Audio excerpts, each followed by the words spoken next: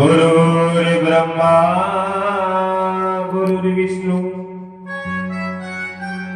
गुरुर्देवो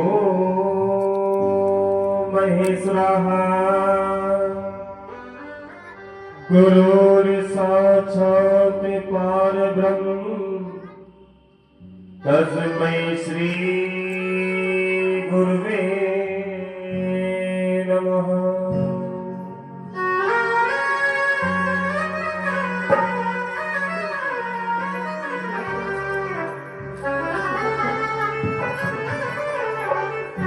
आए हो तो प्रेम से लो हरि का नाम।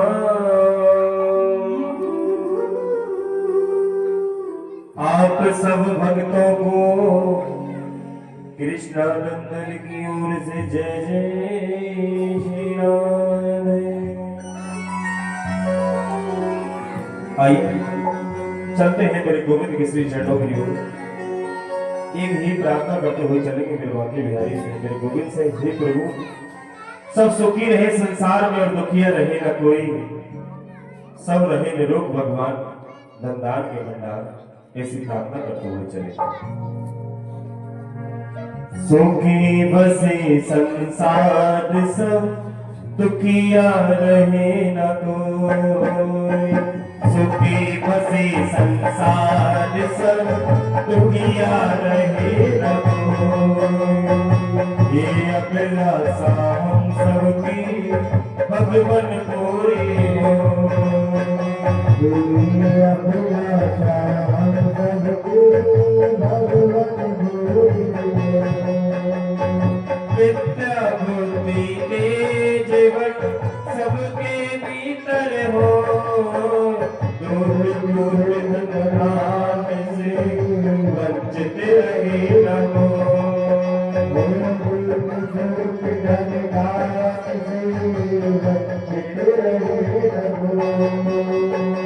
आपकी भक्ति प्रेम से मन हो बेमर को, राज देश से चित मेरा तो सौभाग्य हो।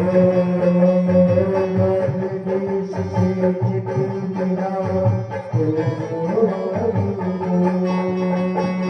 मिले भरोसा आपका हमें सदा जगदीश, आशा तेरे नाम की बनी रहे ममरे।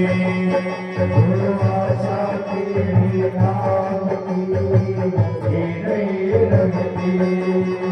पाप से हमें बचाइयो करके दया दया, अपना भक्त बनाएंगे हमको करो निहार। अपना भक्त बनाइयो हमको करो निहार। दिल में दया उतारता मन में प्रेम अपार, हृदय में ही दीनता है मेरे करता।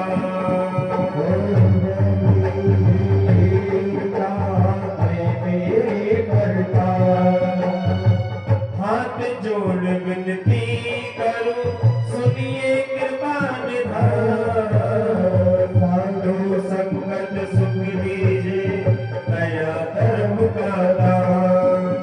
साधु संगत सुख दीजिए दया धर्म का दान, दीजिए दया धर्म का दान, दीजिए दया धर्म का दान, दीजिए दया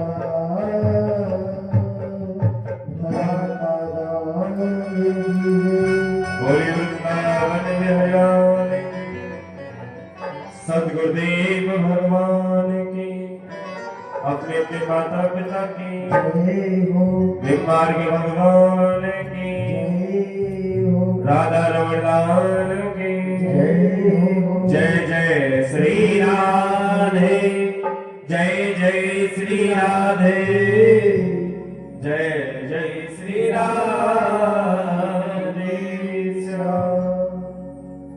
ठाकुर जी की कृपा से भक्तों के संकल्प से सबका कल्याण करने वाली और पापों का नाश करने वाली अमृत रूपी श्रीमद् भागवत कथा में बूटा लगाने का ये पावन, ये सुंदर अवसर समस्त क्षेत्रवासियों को प्राप्त हुआ है। कोई भी इस पावन इस शुभ अवसर को अपने जीवन में से व्यर्थ नहीं जाने देंगे। सभी भक्त गणों से मेरा बारंबार निवेदन है, बंधु, ठाकुर जी की कृपा से यही अमृतमय अनुष्ठान हो पाते हैं। तो सभी से निवेदन है, अपने घर कार से निकल होकर के भागवत पंडाल पर पधार करके अपने मानव जीवन को धन्य बनाए। बंधु, बहुत समय पहले एक गीत हुए, गीत जी को जब वृद्ध अवस्था प्राप्त हो गई तो उन्हें तो अपनी पास सुनाया। एक दिन की बात बंधु, माता केकई भगवान राम को अपने हाथों से भोजन करा रही थी। और भोजन जब करा रही थी, भोजन कराते कराते मेरे प्रभु राम ने माता केकई के हाथ को पकड़ लिया। माँ, आप मुझसे कितना प्रेम करती हो? कोई बच्चा अपनी माँ से अगर शब्द को पूछे कि माँ तुम मुझसे कितना प्रेम करती हो, तो संसार में कोई बता सकती है? माँ अपने बच्चे से बहुत प्रेम करती है। भगवान राम से माता केकई ने कहा, राम, ये कोई पूछने की बात नहीं है कि मैं तुमसे कितना प्रेम करती हूँ। माँ, मैं आपसे कुछ मांगना चाहता हूँ। माता केकई ने कहा, राम, मांगो ना, क्या मांगो? माँ, क्या जो मैं आपसे मांगूंगा क्या आप मुझे दे दोगी? माता केकई ने कहा, राम, मांगो ना, तुम्हें क्या मांगना है? माँ, हो सकता है अगर मैंने तुमसे कुछ मांगा तो तुम्हारा यश चला जाए। यश वैभव सब जा सकता है, पर तुम्हें अपमानित भी होना पड़ सकता है। माता केकई ने कहा, राम, तुम जो मांगना चाहते हो मांगो। माँ, हो सकता है मैं कुछ ऐसा भी मांग सकता हूं, तुम्हें विधवापन भी सहन करना हो सकता है। तुम, हो सकता है मैं कुछ ऐसा भी मांग सकता हूं जिसमें तुम्हें विधवा भी बनना पड़ जाए। बंधु, आज मेरे प्रभु राम ने जैसे ही कहा, माता केकई कुछ क्षण के लिए एकदम खामोश हो गई। कोई भी नारी, कोई भी स्त्री इस संकल्प को अपने जीवन में स्वीकार करना नहीं चाहेगी। कितनी मां बैठी है, अगर इस बात को गलत कह रहा हूं या सत्य कह रहा हूं। माता केकई ने राम जी से कहा, राम, बड़े उदास मन से कहा, राम, तुम्हें क्या मांगना है, मांगो। मां, हो सकता है अगर मैंने तुमसे जो वचन मांगा, भरत तुमसे मां कहना बंद कर देगा। मां, बंधु, माता केकई ने कहा, राम, तुम तो मुझसे मां कहना बंद नहीं करोगे ना? तो भगवान राम ने कहा, मां, मैं तुमसे मां कहना कभी बंद नहीं करूंगा। माता केकई ने कहा, राम, अगर तुम मुझसे मां कहोगे ना तो मुझे संसार में किसी की जरूरत नहीं, चाहे मेरा सब कुछ चला जाए। राम, मांगो, क्या मांगना है? बंधु, तो दो वचन मांगो। कहा, आप पिताजी से ये दो वचन मांगना। एक तो भरत का राज अभिषेक, राज तिलक, और मेरा 14 वर्ष का वनवास मांगना। बंधु, माता केकई ने इस जहर को मनी मन में पी लिया। बंधु, इस घूंट को मनी मन में पी लिया। कहा, राम, अगर इसमें तुम्हारी खुशी है ना तो मुझे दो वचन मांगे होंगे। मेरे प्रभु राम जब धीरे धीरे बड़े होने लगे तो वशिष्ठ जी के गुरुकुल में गए।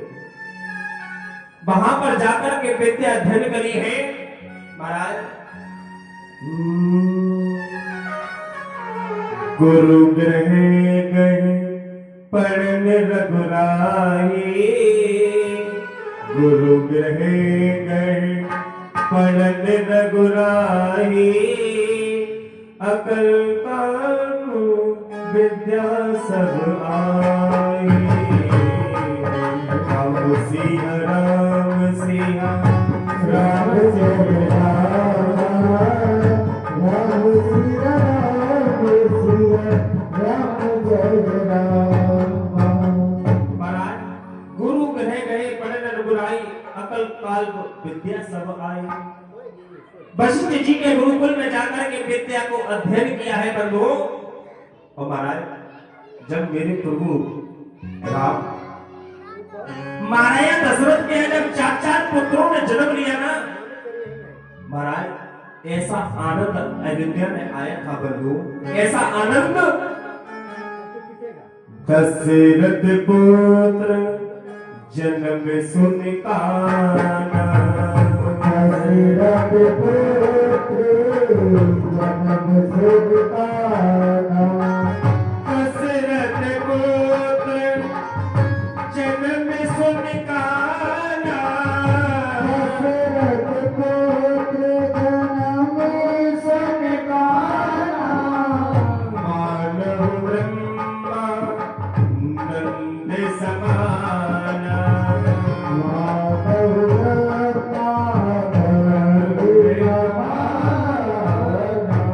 बंधु मानो जब मेरे प्रभु राम ने जन्म लिया है तो स्वयं ब्रह्मानंद तक नाचे हैं महाराज। दशरथ पुत्र जन्म सुन काना, मानो ब्रह्मानंद समान। बंधु आज जैसे ही मेरे प्रभु राम, लक्ष्मण, शत्रुघ्न, भरत चारों भैया जब विद्या अध्ययन करके लौटे, चारों भैया जब विद्या अध्ययन करके लौटे हैं ना महाराज, आज विश्वामित्र जी पधारे। और विश्वामित्री जब पधारे ना महाराज, विश्वामित्र जी बंधुओं जब पधारे हैं तो महाराज दशरथ ने बड़ा स्वागत किया। महाराज दशरथ ने उच्च कोटि के स्थान पर, उच्च कोटि के स्थान पर बंधु बिठाया। देखिए विश्वामित्र जी जब अयोध्या में पधारे ना तो महाराज दशरथ ने विश्वामित्र जी को उच्च कोटि के स्थान पर बिठाया और चरण पखारे, चरणों को पखारते हुए कहा, हे गुरुवर, हे गुरुवर, हे गुरुवर, आप पधारे हो ना तो कोई खास संदेश है क्या? आप पधारे हो, कोई खास संदेश है? आप पधारे, बताइए ना क्यों पधारे, कोई संदेश है? बंधु विश्वामित्र जी ने कहा, हम यज्ञ करना चाहते हैं, लेकिन जो तारका नाम की जो राक्षसी है ना, जो उसके 2 पुत्र हैं मारीच और सुबह, यज्ञ में रुद्र की वर्षा कर रहे हैं, यज्ञ में सर्पों को मार करके डाल देते हैं, यज्ञ में बड़ा विघटन डाल रहे हैं, यज्ञ नहीं होने दे रहे हैं। आज बंधु विश्वामित्र जी ने कहा, महाराज दशरथ, तुम्हारे 4 पुत्रों में जो 2 पुत्र हैं ना, राम और लक्ष्मण, उन दोनों पुत्रों को आप हमारे साथ भेज दीजिए। महाराज दशरथ ने कहा, हे गुरुवर, क्षमा करना, लेकिन जो मेरे ये 2 पुत्र हैं ना, राम और लक्ष्मण, इन्हें युद्ध का कोई अनुभव नहीं है, इन्होंने आज तक महल के बाहर कदम नहीं रखा है, इन्हें युद्ध का कोई ज्ञान नहीं है। हे गुरुवर, आप क्षमा करना, अगर आप आज्ञा करो तो स्वयं मैं आपके साथ चलता हूं ना अयोध्या की सेना लेकर के।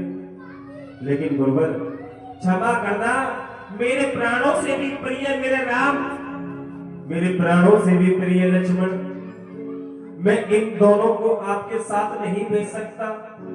बंधु विश्वामित्र जी एकदम क्रोध में आ गए। विश्वामित्र जी ने क्रोध में आकर के कहा, महाराज दशरथ, तुम एक ज्ञानी हो और ज्ञानी व्यक्ति को बच्चों के प्रति, अपने संतान के प्रति इतनी ममता शोभा नहीं दे रही। महाराज दशरथ, अगर मेरे भोले बाबा को पुकारा होता तो कैलाश पर्वत को छोड़कर के आ जाते। भगवान विष्णु को पुकारा होता तो वैकुंठ छोड़कर के आ जाते मेरे आदेश पर। लेकिन महाराजा दशरथ, तुमने मुझे मना करके अपनी कुल की मर्यादा को नष्ट कर दिया। तुमने मुझे मना करके अपनी कुल की मर्यादा को नष्ट कर दिया। तो कि रघुकुल की रीत क्या थी? क्या रीत थी? कि रघुकुल रीत सदा चली आई। रघुकुल रीत सदा चली आई। रघुकुल रीत सदा चली आई। रघुकुल रीत सदा चली आई। प्राण जाए पर वचन न जाए। प्राण जाए पर वचन न जाए। रघुकुल की रीत थी कि रघुकुल रीत सदा चली आई। प्राण जाए पर क्या नहीं जाना चाहिए? वचन नहीं जाना चाहिए। महाराज पहले का व्यक्ति फालतू नहीं बोलता था, पर जितना बोलता था ना मजबूत बोलता था, भारी बोलता था, और जो बोलता था वो करता था। आज व्यक्ति बोलता बहुत है और जितना बोलता है पर उतना करता नहीं है। फालतू में ही में बकबक लगा रहता है हर समय। महाराज पहले का व्यक्ति बोलता था तो भारी बोलता था। आज व्यक्ति जो बोलता है वो करता नहीं है। और कहीं ना कहीं तो तुमको ही देख लो। अच्छा, दो माला का जाप कौन कर रहा है जो बताएंगे? अब देख लो, हम लोग क्या कम पीठ है?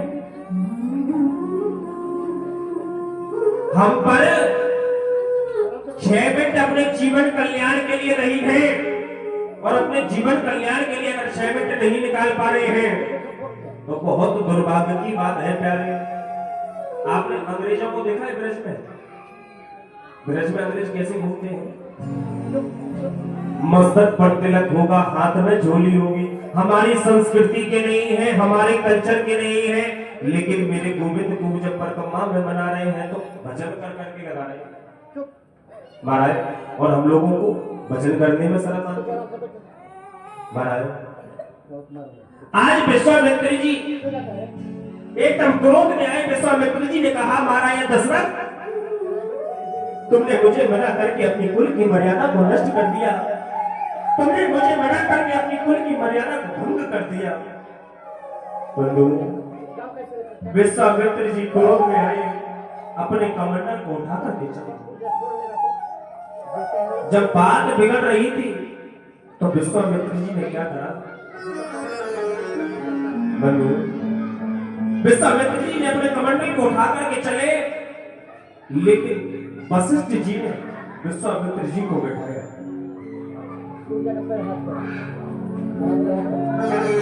बंधु महाराज, वशिष्ठ जी ने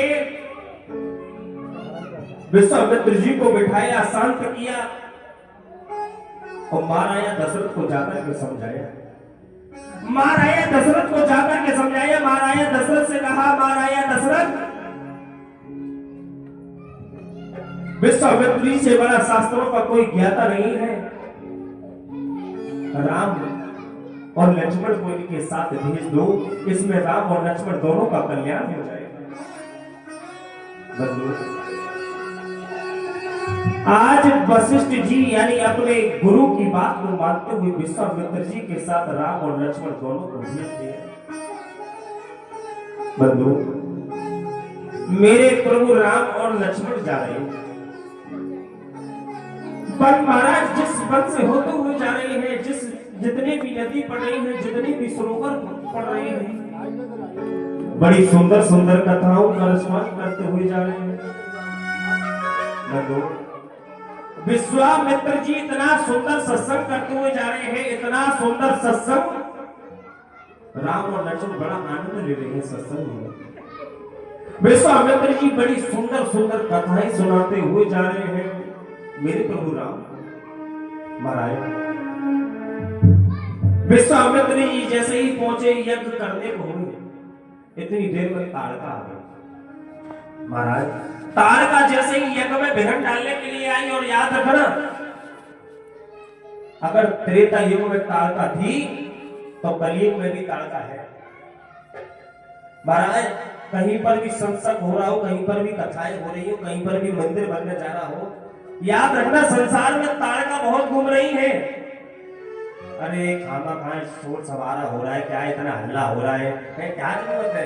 अगर भजन ही करना है तो कमरे में बैठकर चुपचाप कर दो। होते ना, कहती ना कहीं ताड़का है। बंधु संसार में ताड़का भी बहुत है, पर इन ताड़काओं से सावधान रहना। और ताड़का उस जमाने में भी थी तो इस जमाने में भी है महाराज। क्योंकि देखिए ये सीधा सीधा है, जहां जहां धर्म होगा वहां वहां अधर्म भी होगा, जहां जहां अधर्म होगा वहां वहां धर्म भी होगा। बंधु भगवान राम ने जैसे ताड़का को देखा, भगवान ने तुरंत अपना एक बाण चलाया और ताड़का के हृदय पे लगा आकर के। जब ताड़का के हृदय पर लगा ना, ताड़का तुरंत गिर पड़ी। बंधु ताड़का जैसे ही गिरी, आज विश्वामित्र जी समझ गए ये दोनों बालक कोई साधारण नहीं है, ये दोनों बालक स्वयं वो परम पिता परमात्मा है, ये दोनों बालक स्वयं वो भगवान है प्यारे। बंधु राम जी ने जाकर के विश्वामित्र जी के चरणों में प्रणाम किया और चरणों में जाकर के प्रणाम करते हुए कहा, हे गुरुवर, हे गुरुवर, जरा बताओ अब हम आपकी क्या सेवा कर सकते हैं?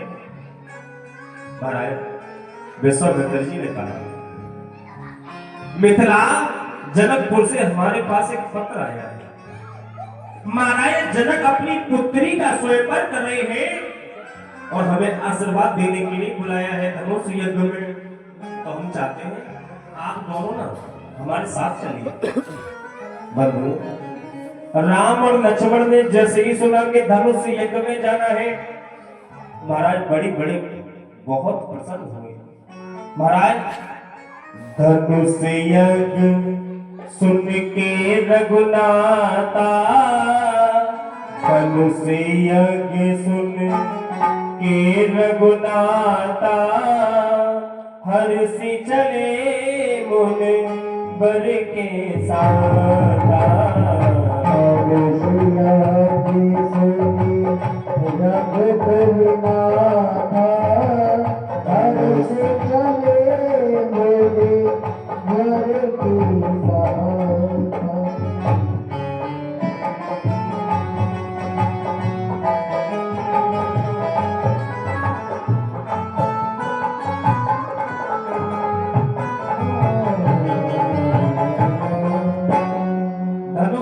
सुन के रघुनाथा, हर्षि चले हैं मुनवर के साथ। महाराज धनुष यज्ञ का सुनकर के मेरे प्रभु राम और लक्ष्मण बड़े प्रसन्न हुए। आज मेरे प्रभु राम और लक्ष्मण चल रहे मिथिला जनकपुर में। जैसे ही मेरे प्रभु राम महाराज प्रवेश कर रहे हैं, महाराज विश्वामित्र जी बड़ी सुंदर सुंदर कथाओं को सुनाते हुए जा रहे हैं, जितने सुंदर सुंदर बन पड़ रहे हैं। लेकिन भगवान राम ने क्या देखा?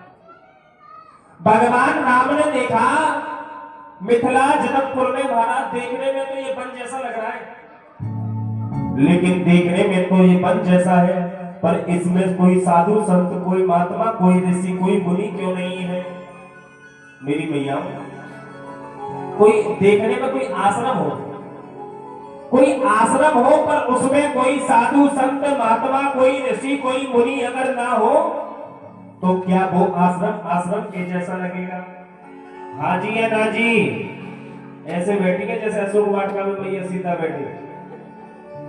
बोलिए सियापत रामचंद्र भगवान की। दो चार तो ऐसे देख रहे हैं जैसे टीवी नहीं चल रही है, इनका बस नहीं चल रहा है चैनल पलट में। गुलवा के बिहारीलाल की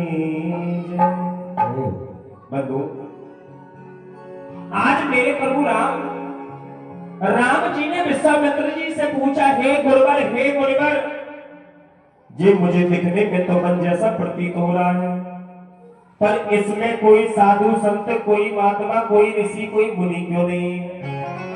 हे प्रभु, मुझे आप जरा इस आश्रम का इतिहास बताइए।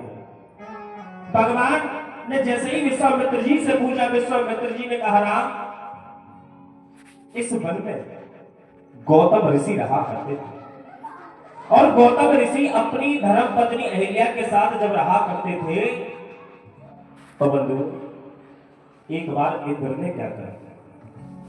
इंद्र ने बंधुओं गौतम ऋषि जी का भेष धारण किया। जब गौतम ऋषि जी उस आश्रम पर नहीं थे, और जाकर के उनकी धर्म पत्नी जो अहिल्या थी ना, उनके सत्य को नष्ट कर दिया।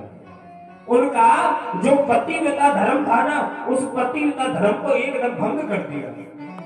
और जैसे ही गौतम ऋषि जाने महाराज, जैसे ही गौतम ऋषि का आना हुआ और इंद्र का जाना हुआ, गौतम ऋषि ने देखा, हे इंद्र, मेरे वेश में, क्रोध में आकर के कहा, अरे दुराचारी,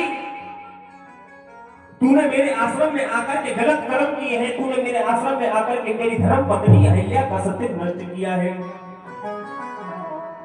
ए दुराचारी, मैं तुझे श्राप देता हूं, तू अंडे कोश से रहित रहेगा, तू अंडे कोश से रहित रहेगा। और महाराज महल में, आश्रम में जैसे ही उस आश्रम में प्रवेश किया, आश्रम में प्रवेश करके आज अपनी धर्म पत्नी अहिल्या को श्राप दे दिया। कहा, अरे दुराचारी,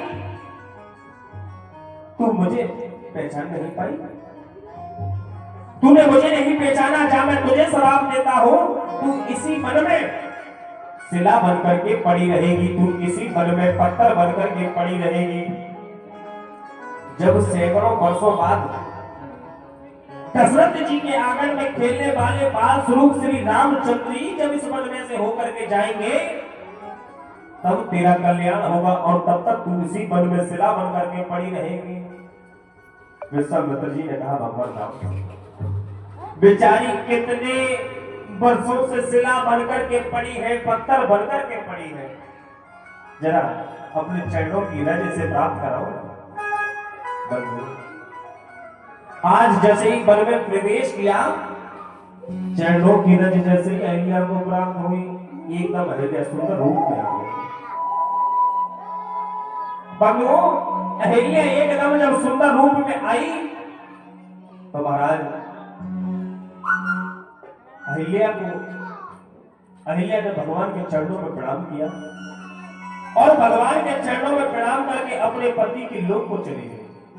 देखिए राम जी का चरित्र कितना सुंदर है। राम इसलिए नहीं पूजे जाते कि राम जी ने कौशल्या की कोख से जन्म लिया, इसलिए नहीं पूजे जाते। राम इसलिए पूजे जाते हैं, 14 वर्ष का वनवास देने वाली कैकेयी को भी मां के जैसा आदर देते हैं, इसलिए पूजे जाते हैं। राम इसलिए नहीं पूजे जाते कि उन्होंने जानकी जैसी देवी से विवाह रचाया।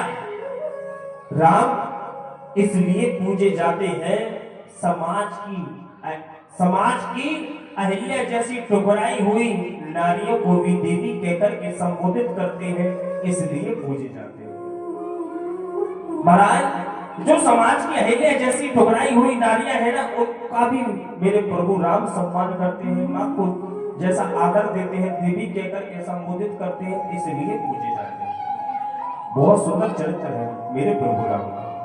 और याद रखना महाराज, हमारे गुरुजी बताया करते थे, अगर सबसे बड़ा बलिदान, सबसे बड़ा त्याग अगर इस पृथ्वी पर अगर किसी का है ना, तो वो नारी का है।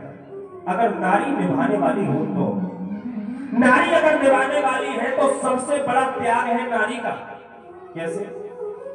अच्छा, जब एक बेटी का विवाह होकर के जाता है, उसका नाम खत्म, उसका गोत्र खत्म, किसके नाम से जानी जाती है? किनकी बहू है? मारा पप्पू की बहू। महाराज, उसका नाम खत्म, उसका गोत्र खत्म, अपने पति के नाम से जानी जाती है। कितना बड़ा त्याग है नारी का। मांग उसकी होती है, और सिंदूर किसका होता है? मांग उसकी, सिंदूर पति के नाम का, गला उसका, और मंगलसूत्र पति के नाम का, हाथ उसके मेहंदी पति के नाम की, महाराज पेट उसका बच्चा पति के नाम का। लेकिन कहीं ना कहीं हम लोग नारियों से कही देते जा, जहां तेरा कुछ नहीं अपने बाप क्या जा। बंधु, सबसे बड़ा त्याग है नारी का, अगर नारी निभाने वाली है तो। कि बेटे का सम्मान है जग में, कि बेटे का सम्मान है जग में, बेटी का कोई मान नहीं। अरे तुम ही बता दो दुनिया वालों, बेटी क्या संतान नहीं, बेटी क्या संतान नहीं। बेटा सम्मान है जग में, बेटा कोई मान नहीं।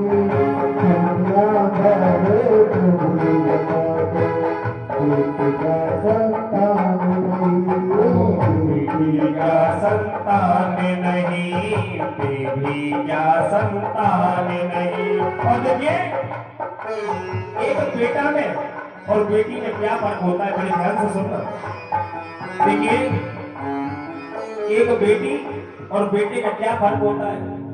आप एक गुड़िया लो, गुड़िया ले करके बेटे को दो, क्या करेगा बेटा? वो मेरी मैया हो, क्या करेगा बेटा? उसकी मुंडी तोड़ देगा, उसका हाथ तोड़ देगा, उसका पैर तोड़ देगा। और वही गुड़िया वही डॉल आप ले जाकर तो बेटी को दो, क्या करती है बेटी? उसका श्रृंगार करती है, उसे सजाती है। ये फर्क होता है तो बेटा और बेटी में। बंधुओं, बेटी के दुनिया वालों, बेटी के दुनिया वालों, कन्यादान है। बेटा जाने करके आया, बेटिका नहीं लाई है। दुनिया वालों, सोनी बड़ी कलाई है, सोनी बड़ी कलाई है। भैया दौज का, रक्षाबंधन भैया दौज का, घर नहीं। दुनिया वालों हमें बता दो, बेटी का संतान नहीं। बेटी जब अपने घर पर होती है तो सब लोग कहते हैं इससे कोई मत झगड़ो, इसे पराए घर। और जब शादी होकर के जाती है तो सारे लोग कहते हैं इससे कोई मत झगड़ो, जब पराए घर से आई है। जा रही तो पराई और भाग गई कि बेटे का सम्मान है जग में, बेटे का सम्मान नहीं। दुनिया वालों हमें बताओ, बेटी का संतान नहीं।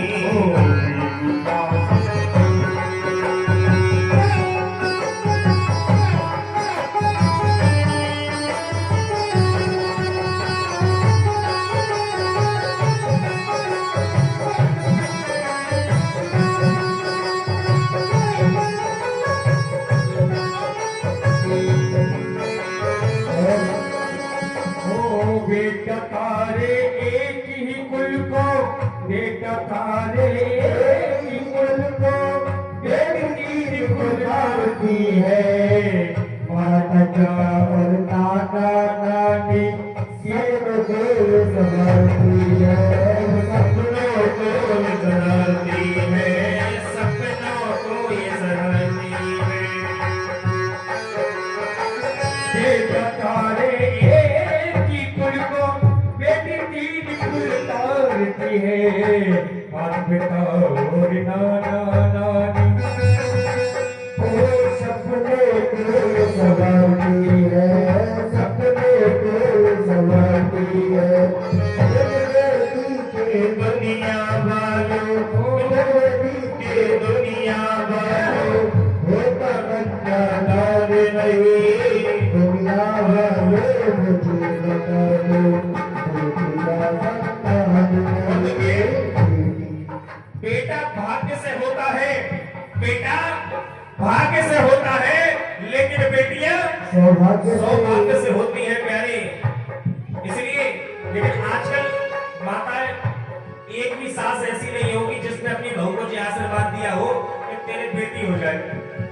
देती है, क्या कहती है? हम लोग जगह जगह कथा करने जाते हैं ना, कहती है महाराज जी मेरी बहू को आशीर्वाद दे दो, ऐसा देना नाती हो जाए, नाती हो जाए, चाहे कितना भी मुझे आती कर दे चलेगा, पर नाती हो जाए।